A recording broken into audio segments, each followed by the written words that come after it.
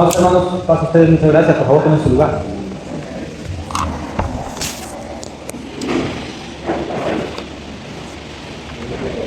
Ya saben a qué libro de la Biblia nos vamos a ir ahorita a buscar, ¿verdad? Si se acuerdan de nuestras temáticas. Nuevamente vamos a abrir nuestra Biblia en el libro de Apocalipsis, capítulo 3.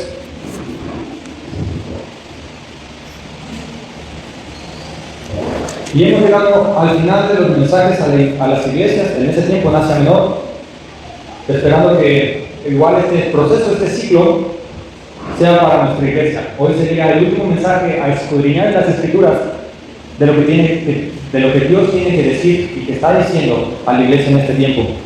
Y hoy corresponde el mensaje a la iglesia en la Odisea. La Odisea tuvo su nombre debido a que Antíoco II fundó la ciudad y le puso el nombre de su esposa. No tiene mayor relevancia. Era una ciudad muy grande, era una ciudad pero muy rica. Era tan rica, tenía tres actividades principales. La primera era las finanzas, el sistema bancario que tenía. Todo lo que se recaudaba de los templos de Roma llegaba la mayor parte a esa ciudad. Entonces el sistema de finanzas de esa ciudad era grande. Otra cosa que tenía es que eran expertos en la tela y en las alfombras. Entonces, con los que se hacían los vestidos y las alfombras, provenían normalmente de la Odisea. Y por tercero, era una ciudad que tenía, para ese tiempo, alta tecnología en la medicina, sobre todo en la medicina de los ojos. Entonces, si alguien quería ser sanado de su vista, acudía a esa ciudad. Y era tan rica que en el año 60 y 61, después de Cristo, hay un temblor, varios temblores muy fuertes que dejan devastada la ciudad. Así como Otis con nosotros, le pasó algo así. Y el emperador Nerón es el que inicia la persecución oficialmente contra el cristianismo, les manda un mensajero diciéndole: ¿cuánta ayuda necesitas? ¿Cuánto te mando? Y los de la Odisea le contestan: soy rica y me he enriquecido y no tengo necesidad de nada. Por tanto, Roma, no me mandes nada. Y esta es una frase que va a usar Cristo para aprender la realidad de la iglesia. Esta iglesia tiene una peculiaridad a todas las demás. No hay ningún elogio, no hay nada bueno que Cristo pueda rescatar de esta iglesia. Mientras a las otras iglesias se les halaga, se les elogia, se les reconoce su perseverancia, su paciencia, que no toleran los malhechores, que no toleran los nicolaitas, que son los opresores del pueblo, que no se deja, que ha retenido el nombre de Cristo en donde está el trono de Satanás. A esta iglesia no hay nada que decirle. Y primero Cristo va a empezar presentándose como en todas las demás iglesias, y dice, versículo 14 del capítulo 3. Y escribe al ángel de la iglesia en la Odisea: he aquí el Amén, el testigo fiel y verdadero, el principio de la creación de Dios, dice esto. Ante la realidad de la iglesia, ante la dinámica que lleva la iglesia por la vida, porque la vida nos va atropellando, nos va empujando, adelante. Ahí Cristo llega a ser un parteaguas. Detente, he aquí. No es un oye, es como cuando sonaban la trompeta, el rey va a entrar y todos quedaban en silencio. Ese es el he aquí que está mostrando Cristo. Y primero dice el amén. Amén es una palabra que usamos a cada rato. Significa ciertamente, así es o así sea. El amén es, dentro del amén no hay un espacio para la duda o para el error. Lo que se dice amén es que es así, ciertamente es así. No puede ser de otra manera, ni pequeñamente distinto a la forma en que se anunció. ¿Por qué Cristo es el amén? Cristo es el amén para nosotros de todas las bondades y de todo el conocimiento de Dios. Porque solo a través de Cristo nosotros podemos decir amén a declaraciones como: a Dios sea la gloria. ¿Decimos amén? Sí. Solo podemos decir amén por Cristo. Dios amó al mundo, porque de tal manera amó Dios al mundo. ¿Por qué el cristiano puede decir amén? ¿Por qué el cristiano puede decir ciertamente eso es verdad? Dios ha amado al mundo por Cristo Jesús. Entonces Cristo Jesús es la certeza que tiene todo cristiano de todo lo que conoce de Dios, porque si no fuese por Cristo no hubiéramos conocido a Dios. Después dice el testigo fiel y verdadero. ¿Por qué Cristo es el testigo? Porque Él ha testiguado, es el más cercano a Dios por toda la eternidad. El que conoce todo el poder, la majestad, la obra y el amor de Dios es Cristo Jesús. Y eso, como testigo, Cristo viene y nos lo testifica. Por eso es el testigo fiel y verdadero. Él es la verdad, Él no tiene la verdad, Él no busca la verdad. Cristo es la verdad misma. Yo soy el camino, la vida y la verdad. Nadie viene al Padre si no es por mí. El principio de la creación, dice esto. Y esta es la tercera descripción que va a dar Jesús sobre él. Por principio, no se refiere al principio de comienzo o a un orden en la sucesión de eventos. Hay variantes del cristianismo que dicen que Cristo es una creación porque fue el principio, el primero de la creación, pero Cristo no es creación. Cristo no fue creado, es el Hijo unigénito de Dios. Si Cristo hubiera sido creado, el texto diría, el primero creado dice esto, pero no, dice el principio. Por principio está refiriéndose a la causa que originó todo y por la cual se sostienen todas las cosas hechas. Es como cuando nosotros vemos cuáles son los principios de esta empresa: la honestidad, el servicio, la empatía. Entonces esa empresa se conformó y se rige por esos principios. El principio por el cual Dios creó todas las cosas es Cristo mismo.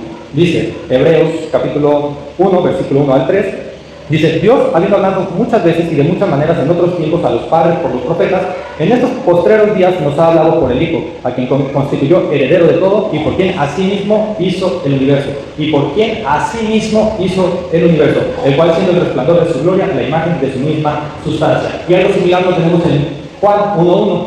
En el principio era el verbo, y el verbo estaba con Dios, y el verbo era Dios, y por él fueron hechas todas las cosas. Sin él nada de lo que es hecho fuese hecho.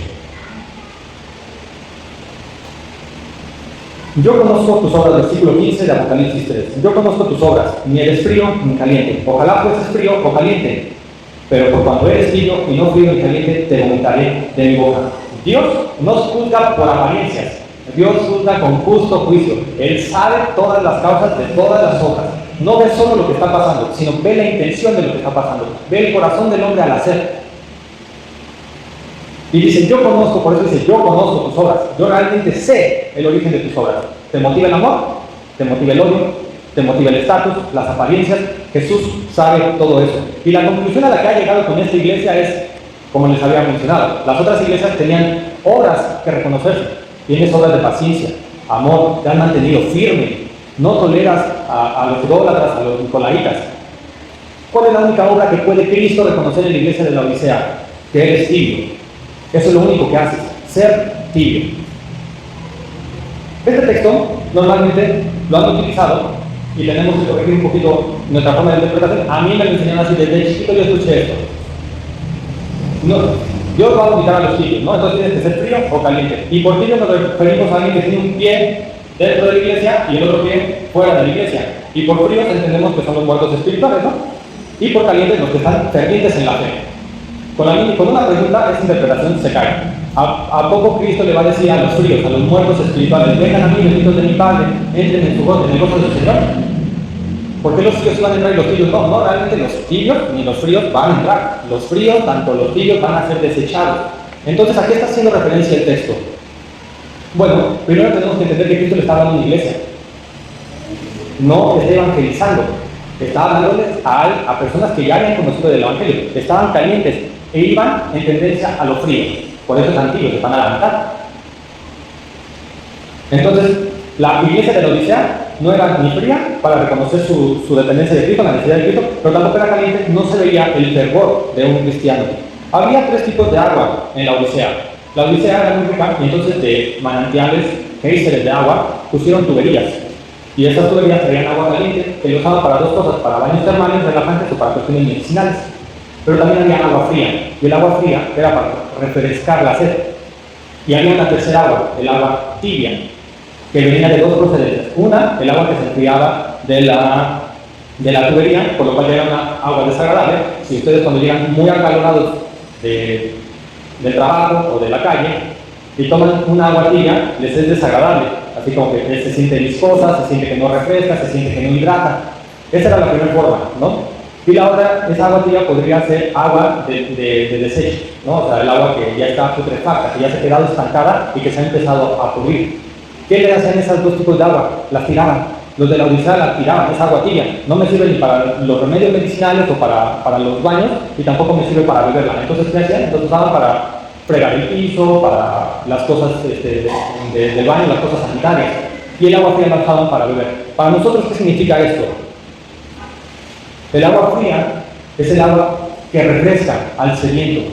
Es el agua del Evangelio que lleva agua de vida al que tiene sed de Cristo, al que tiene sed de salvación. Tenemos el relato de la mujer en el pozo, pero también en Juan 4, más el que bebiere del agua que yo le daré no tendrá sed jamás, sino que el agua que yo le daré será el de una fuente de agua que salte para vida eterna. Y tampoco eran calientes, tampoco tenían una labor de agua caliente, no era una iglesia que da consuelo al afligido y proclama al sanador del alma, que es Jesús. Isaías 58, Jehová te pastoreará siempre, y en las sequías saciará tu alma, y dará vigor a tus huesos, y serás como huerto de riego, y con manantiales de agua como manantial de agua, cuyas aguas nunca faltan. La labor de la iglesia es la proclamación del Evangelio para tratar, para dar vida al sediento y ser una iglesia comprometida con la caridad, con el acompañamiento. Pero ni una de esas dos era la iglesia en la Odisea. Por eso Cristo le dice, ojalá, es un deseo que tiene el Señor, ojalá tus obras, las obras que veo, ojalá solo fueran frías. Bueno, ojalá solo fueran calientes, o sea, solo fueras caridad, pura caridad. Ojalá solo fueras pura caridad. Ojalá fueras frío, puro evangelio, puras obras de evangelio, pero no eres ninguna, eres tibio. La tibieza espiritual es ver el evangelio como algo bueno. Realmente consideramos que el evangelio es lo mejor que le puede pasar al hombre. Pero a pesar de que lo reconocemos con el pensamiento, no lo llevamos a la práctica, no lo vivimos. La tibieza espiritual hace que exijamos a los demás que se comporten como Cristo, pero nosotros no tenemos el valor de seguir a Cristo. Parafraseando a un teólogo que se llama Morgan, dice: la tibieza es la condición en la que la convicción no afecta la conciencia. Estamos convencidos de que Cristo es lo mejor para el hombre, mas no andamos en pos de Cristo. En la tibieza, la cruz no es negada. Sí sabemos que hubo una cruz en el Calvario por la cual el Hijo de Dios pagó los pecados de todos, pero no es la prioridad del creyente. La cruz puede ser llevada como un adorno de plata o de oro en el pecho, que nos da estatus e identidad. Soy cristiano, metodista, bautista, hasta católico, lo que sea, pero vean, tengo una cruz bonita, un adorno de oro y plata. Pero el creyente tibio no considera la cruz como una cruz de madera y clavos, porque es algo distinto. Implica dolor, los clavos implican dolor y no estamos dispuestos a llevarla por ello. Cuando la cruz es un adorno, en la vida del creyente no hay muerte. Y en la cruz nosotros morimos. Si no hay muerte en la cruz no hay vida, porque nosotros morimos en la cruz al mundo y vivimos para Dios. La tibieza también hace que vamos a pecado como algo normal. Es una pequeñita falla, un pequeñito defecto, pero no pasa nada. Cuando realmente el pecado es algo aborrecible que tiene que ser desprendido de la vida del cristiano.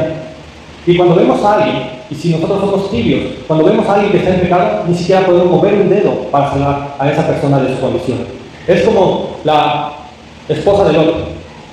La tibieza nos hace ver, estar cómodos en donde estamos, porque no estamos en el mundo, pero anhelamos y codiciamos las cosas del mundo. Siempre que el mundo diga algo, el tibio va a voltear a ver al mundo, a ver si regresa, como la esposa de Lot. Siendo salvada por gracia y misericordia de Dios y llevándolo Dios a un lugar seguro, la esposa de Lot dice, y volvió sus pasos. No solo volvió a ver, se estaba regresando a Sodoma y Gomorra. Los tibios espirituales parecen seguir el patrón de la esposa de Lot. Y esto es muy fuerte para los que somos tibios, porque ¿cuál es la diferencia de un tibio y un ateo, un incrédulo? Sería mejor ser ateo tal vez, porque el tibio, teniendo conocimiento, deja de ir a la verdad pura. Entonces, este es un punto crucial sobre la iglesia de la Odisea. Eres tibio y te voy a desechar, te voy a vomitar, me produces náuseas, no puedes estar dentro de mi cuerpo. Esa es la advertencia que tiene a la puerta de la iglesia de la Odisea. Es un momento crucial para ellos, pero la gracia del Señor se desborda con el pecador. Siempre se desborda la gracia de Dios con el pecador. Porque donde el pecado abundó, sobreabundó la gracia, como dice Romanos 5:20. El primer impacto que va a tener la gracia en nuestras vidas va a ser la corrección. ¿Cómo empieza el Evangelio? Arrepentidos de sus pecados, el reino de los cielos se ha acercado. Para que Jesús dé su gracia, lo primero que tiene que hacer Jesús es puntualizar, señalar, alumbrar el error que hay en nuestra vida. Versículo 17 de Apocalipsis capítulo 3. Porque tú dices, yo soy rico y me he enriquecido y de ninguna cosa tengo necesidad. Y no sabes que tú eres un desventurado, miserable, pobre, ciego y desnudo. La Odisea tenía una arrogancia espiritual al grado que habían sacado a Dios de su vida. Lo habían sacado a Dios de su vida de fe. Básicamente la Odisea decía, yo, después yo y más yo. Yo soy rico, yo me he enriquecido y yo no tengo necesidad de nada. Ellos eran el sustento total de sus vidas. Para ellos ya sobraba en la Biblia, Señor nuestro, el pan de cada día, dánoslo hoy. Ellos tenían las manos tan llenas de cosas que no había manos vacías que alzar a Dios diciéndole, Padre mío, por favor, tú sé mi sustento. Tesalonicenses, 1 Tesalonicenses capítulo 5, versículo 17 dice, orad sin cesar, dad gracias a Dios en todo, porque esta es la voluntad de Dios para con vosotros en Cristo. No apaguéis al Espíritu. Pero si soy rico y yo solito sustento mi riqueza, si yo quiero algo, lo compro. Si yo necesito algo, lo hago. Si yo necesito que alguien haga algo, le pago también. Si yo puedo resolver todas mis cosas y mis necesidades, ¿qué tengo que pedir? ¿Y a quién le tengo que agradecer? Solamente a mí. Porque a nadie le tengo que pedir, porque por mis fuerzas yo puedo resolver mi vida. Y esto nos tiene que llevar a la reflexión. La Odisea era rica por cuando ellos tenían más que lo normal. Ellos tenían ropa fina, ellos tenían propiedades, terrenos, seguramente tenían ganado y cosas así que tienen las personas ricas. Ellos podían moverse a discreción, como ellos quisieran, no estaban atados por tal vez un empleo. Tenían comida, tenían trabajadores, tenían viajes, tenían botanas, tenían pantallas planas, tenían viajes, tenían internet y tenían celular. No, espérate, ya llegamos hasta esta época. Tenemos las manos realmente llenas de cosas más de lo necesario y a veces cosas que no usamos para la edificación propia. Y esto me hace pensar la palabra de un conocido que él decía, si hoy hubiéramos despertado con las cosas de las cuales le agradecimos ayer a Dios en la noche en oración, ¿qué tendría hoy? Si Dios dijera, solo te voy a dejar a ti Manuel Escalante el día sábado, con las cosas que tú me agradezcas el viernes en la noche, ¿con qué Manuel Escalante tendría hoy en su vida? ¿Tendríamos esposa? ¿Tendríamos papá, mamá? ¿Tendríamos vestido? ¿Tendríamos casa? ¿Tendríamos salud? ¿Tendríamos vista, hermanos? ¿Cuántas cosas no le agradecemos a Dios?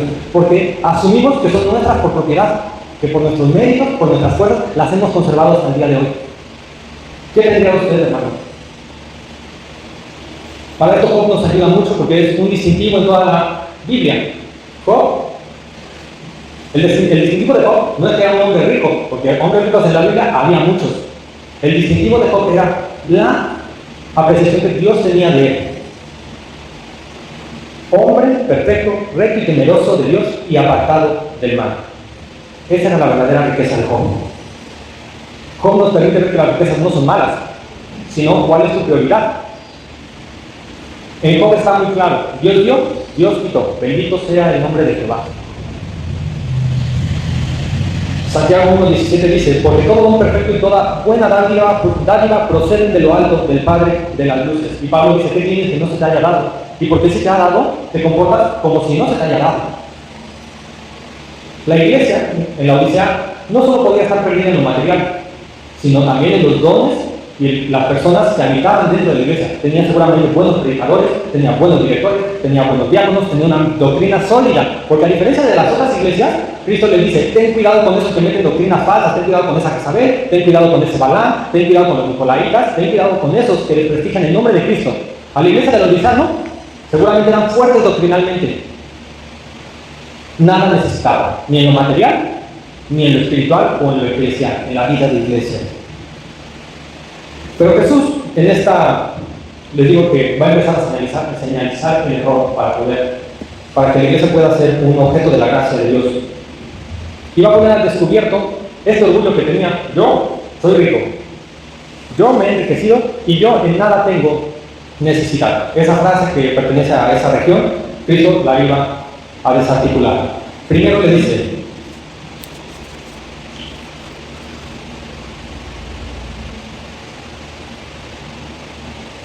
y no sabes que tú, versículo 17, la segunda mitad, y no sabes que tú eres un desventurado, miserable, pobre, ciego y desnudo. La primera cosa que le dice Cristo, tú piensas que eres así, pero no sabes, no eres así. Lo primero que eres, te supones que eres bienaventurado, feliz, dichoso, pero eres un desventurado, básicamente eres un infeliz. Has olvidado en qué consisten las bienaventuranzas, en dependencia total de Dios. La felicidad perfecta del hombre está en depender únicamente de Dios. Y lo vemos en nuestro catálogo de bienaventuranzas en Mateo 5. Bienaventurados los pobres en espíritu, porque de ellos son el reino de los cielos. Bienaventurados los que tienen hambre y sed de justicia, ¿por qué? Porque ellos serán saciados.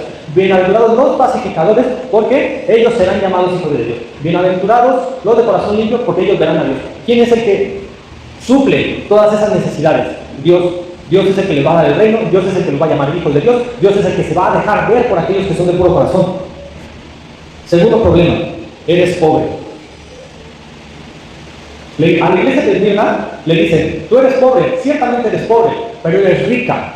La iglesia de Esmirna era pobre a lo sumo. ¿Por qué? Porque la persecución era tan fuerte que les quitaban todo, trabajo, propiedad, casa, vestidos. A los cristianos, a la iglesia de Esmirna les llovía sobre mojado y eran pobres materialmente. ¿Pero qué les dice Cristo? Ciertamente eres rico. ¿Por qué? Porque yo, Cristo, me hice pobre para dar riqueza al mundo. Así la iglesia de Esmirna se hacía pobre para proclamar el evangelio de Dios. La iglesia de la Odisea es todo lo contrario. Eres rica en lo material, eres rica en todas las áreas de tu vida, mas eres pobre. Y vamos a ver después un poco por qué. Después, ciegos. Tú no sabes. Tú te supones de una manera, pero tu vista hace que tú pienses que estás bien, pero realmente no. Lo comentaba cuando me puse mis lentes. Yo pensaba que veía bien, hasta que me pusieron unos lentes y dije, wow, resulta que no veía bien. La iglesia de la Odisea piensa que ve bien. ¿Por qué? Es un golpe al orgullo de esa región. Eran los número uno en desarrollo para el tratamiento de ojos. Y hacían algo que se llamaba colirio, que era la medicina para que aliviaban los ojos. Ahora, es irónico que donde está la punta tecnológica y el mejor cuidado de los ojos sean ciegos. No es una ceguera física, es una ceguera espiritual que no le deja ver a la iglesia las cosas de Dios. En Juan capítulo 9 hay Jesús sana a un ciego y los fariseos van y hacen una inquisición. ¿Quién te sanó? ¿Cómo te sanó? ¿Por qué te sanó? ¿En qué día te sanó? Y el ciego al final, después de muchas dimes y diretes, dice una cosa: yo sé, que antes no veía y por la obra de ese hombre hoy veo. ¿Qué hicieron los fariseos? Lo sacaron de la sinagoga, lo sacaron del templo, la representación de la presencia de Dios, y dicen: tú no tienes lugar aquí. O eres ciego al mundo, o eres ciego a Dios. O solo ves las cosas del mundo, o solo ves las cosas de Dios. El que ponga por prioridad todas las riquezas, o cualquier riqueza del mundo, quita los ojos de Cristo, inmediatamente.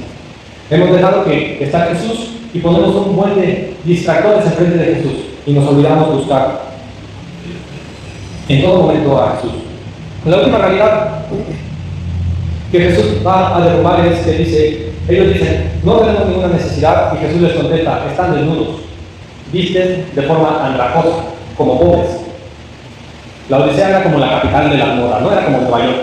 Como eran expertos en telas finas, era relativamente fácil encontrar buena ropa a buen precio, por lo cual, como de una forma promedio, en la Odisea todos vivían, decían, muy bien.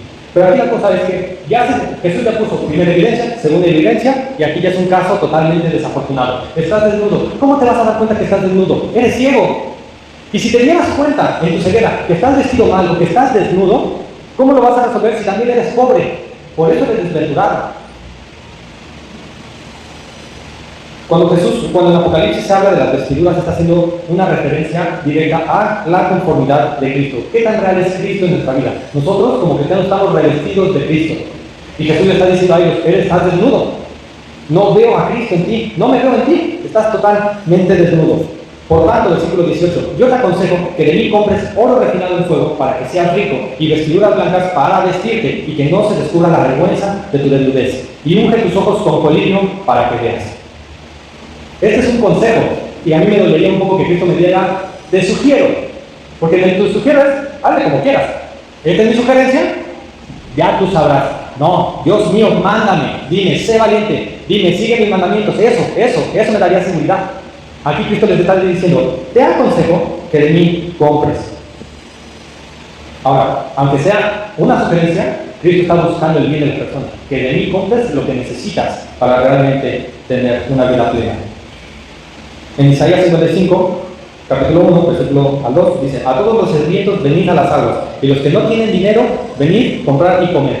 Venid, comprar sin dinero y sin precio y muy leche. ¿Por qué gastarse el dinero en lo que no es pan y vuestro trabajo en lo que no sacia?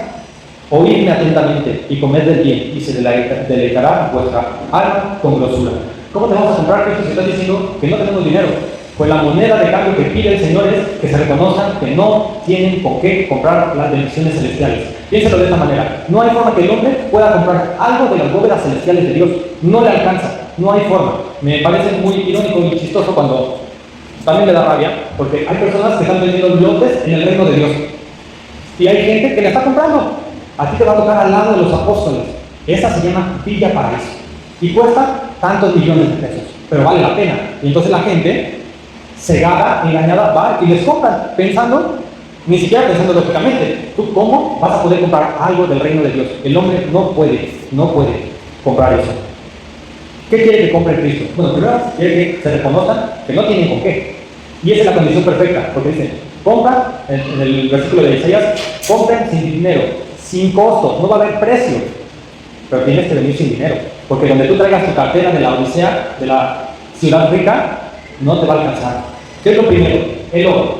El oro sigue siendo muy valioso, pero es el metal precioso, que hace referencia a los tesoros de los reyes, sus bóvedas llenas de ¿qué? De puro oro y de piedras preciosas. Ellos no tenían madera ahí, ellos no tenían plástico, ellos no tenían un poco ahí, no, ellos solo guardaban oro. Y también representaba el metal de los dioses de aquella época, ¿no? Las estatuas de los dioses más importantes eran hechas en oro.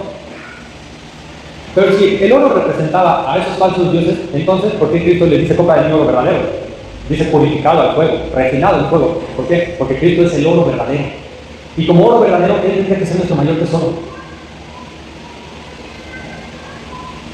Jesús les está llamando, vuela a mí y ponme como tu mayor tesoro en tu vida. ¿Por qué? No acumulen para sí tesoros en la tierra, donde la polilla y el óxido destruyen, y donde los ladrones se meten a robar. Más bien, acumulen para sí tesoros en el cielo, donde ni la polilla ni el óxido carcomen, ni los ladrones se meten a robar. Porque donde está tu tesoro, allí está también tu corazón. Cristo les está volviendo, ponme en tu corazón. No es solo saber que Dios es la mayor riqueza del universo, porque obviamente si comparamos a Dios con el universo, Dios es infinitamente mejor. No es solo saber eso, es poner a Dios como lo más importante de nuestra vida. Las vestiduras blancas. Compra de mí vestiduras blancas. Es una referencia a la vida comprada por el precio de Cristo. Es la justicia, la justificación que le ha dado Dios a través de su Hijo. Pero también son la vida de santidad. Son las dos juntas, no se pueden separar. Uno no puede decir, yo soy santo, he sido comprado por Cristo, pero vivo como un diablo. Entonces, ¿cuál es la conclusión? No, tú no has nacido de nuevo. Pero tampoco uno puede decir, yo hago obras justas con las cuales me he ganado la salvación. No, tampoco, porque la salvación es solo por Cristo. En un punto no has nacido de nuevo y en el otro punto eres como un fariseo. ¿Cómo era el fariseo con el publicano? Dios mío, te doy gracias porque no soy como todos los demás, yo hago esto y esto. Gracias porque casi soy salvo. Jesús contesta, ¿y quién fue crucificado? ¿Quién bajó crucificado del templo? El publicano. Sé propicio a mí, Dios, que soy pecador. No tengo nada que ofrecerte. Ni rostro yo puedo alzar. ¿Para qué van a comprar eso? ¿Para qué la Odisea tiene que recordar eso? Número uno, ya han sido crucificados. Y tienes que cubrirte con Cristo. ¿Para qué? Para buenas obras.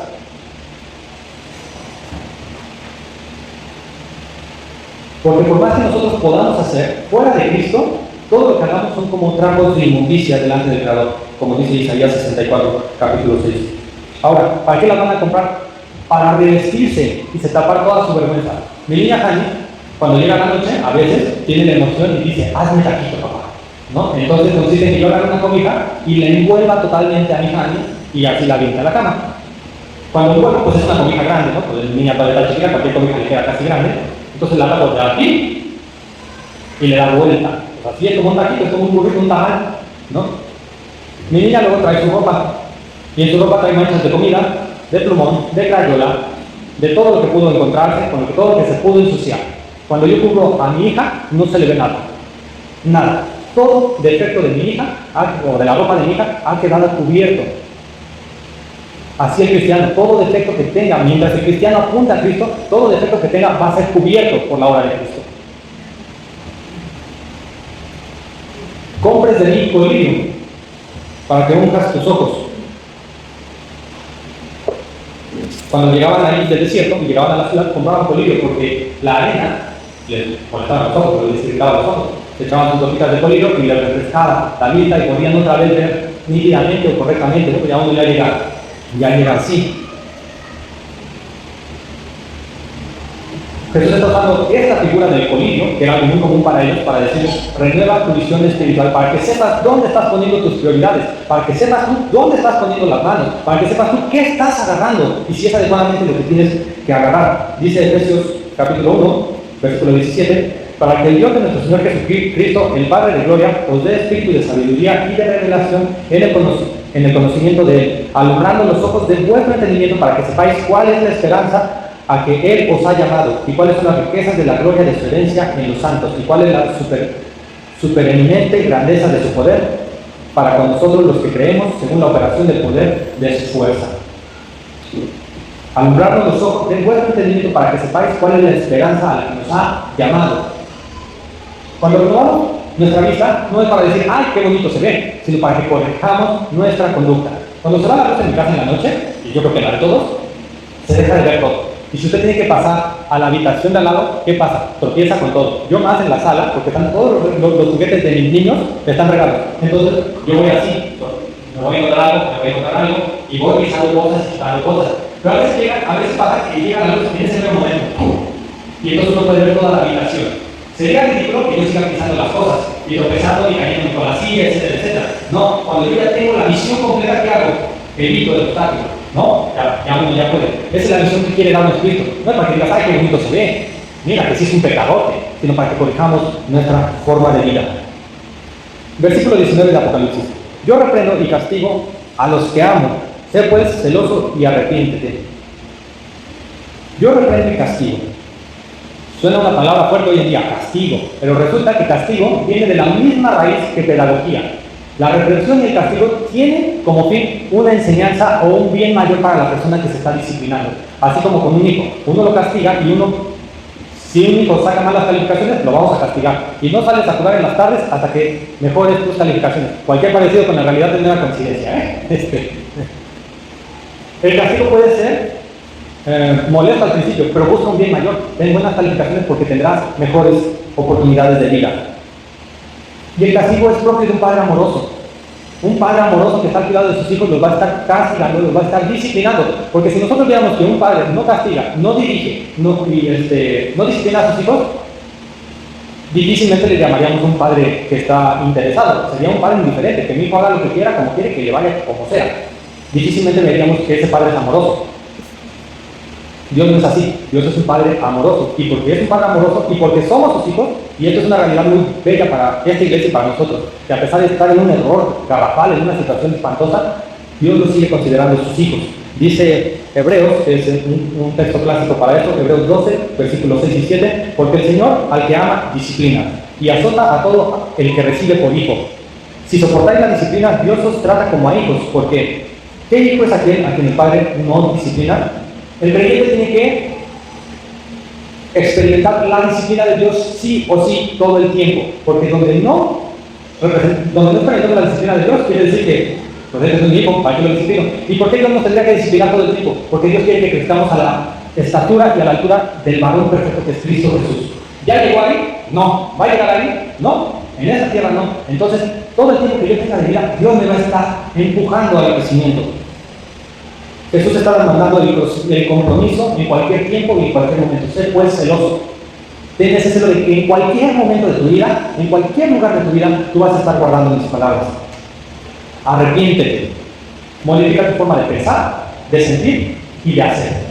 Deja de pensar en las riquezas de este mundo y pon tu mente o tus pensamientos en las riquezas celestiales. Deja de anhelar con el corazón las riquezas de este mundo y anhela las cosas del reino. Y deja de trabajar para las riquezas del mundo y métete y comprométete con los negocios de tu Padre.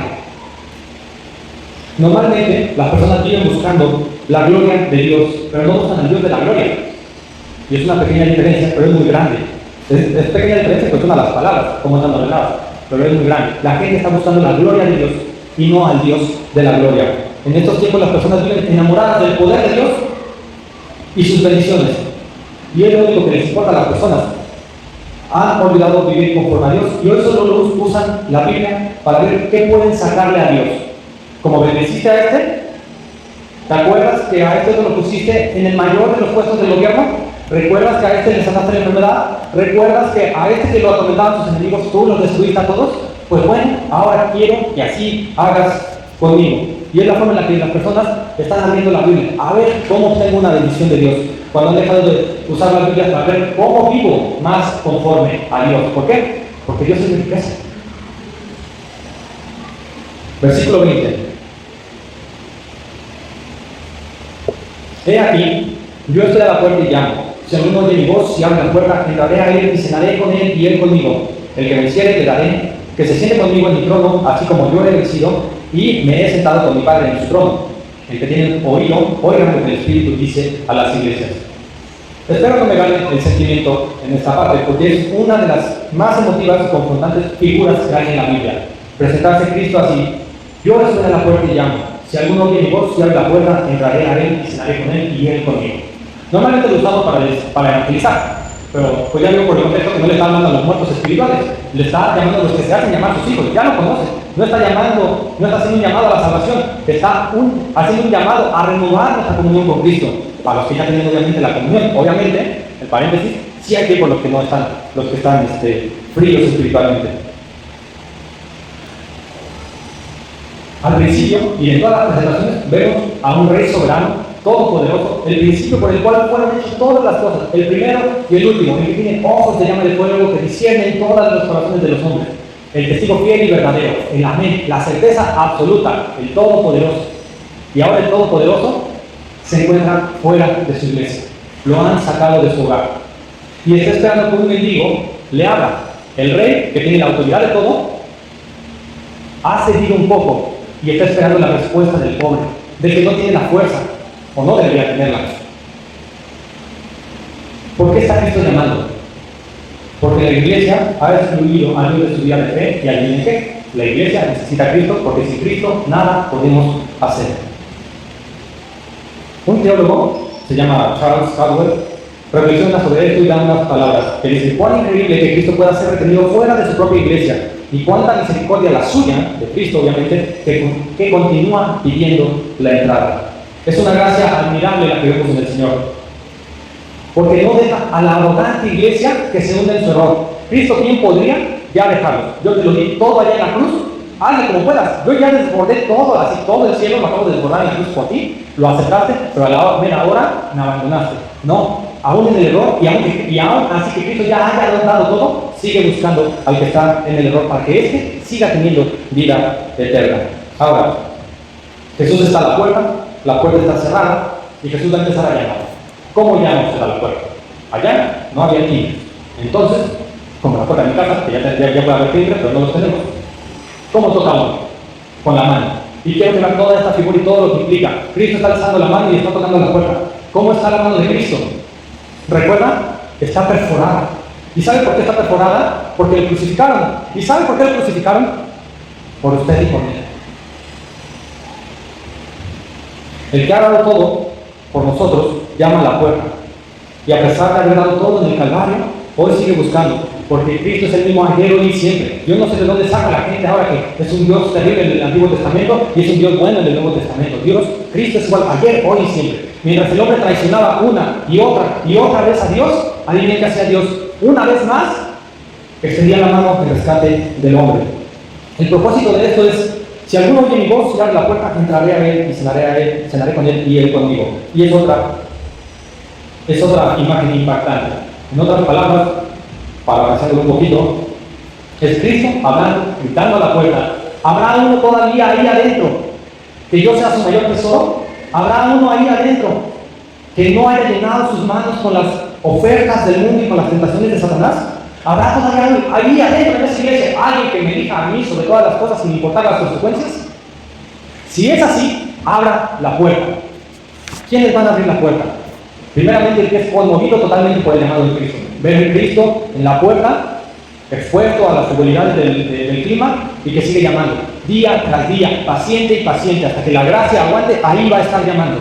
Entonces, el que hoy es conmovido por ese llamado va a abrir. Y segundo, el que abre es el que tiene el valor para soltar la vanagloria personal e ir en pos de Dios, ir en pos del Dios de la gloria, sin importar las consecuencias que eso pueda traer a su vida.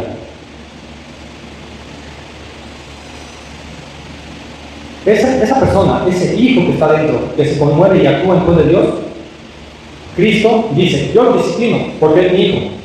Y él oye mi voz porque solo mis ovejas oyen mi voz. Y como dice 2 Corintios 6:18, yo seré para él por padre, y él será para mí hijo o hija. Así dice el Señor Todopoderoso. Y al que venciere le daré que se siente conmigo en mi trono, así como yo he vencido y me he sentado con mi Padre en su trono. La victoria, el vencedor es el que está en comunión con Cristo. Y eso lo hemos dicho en todas las cartas. El que vence es el que está en comunión con Cristo.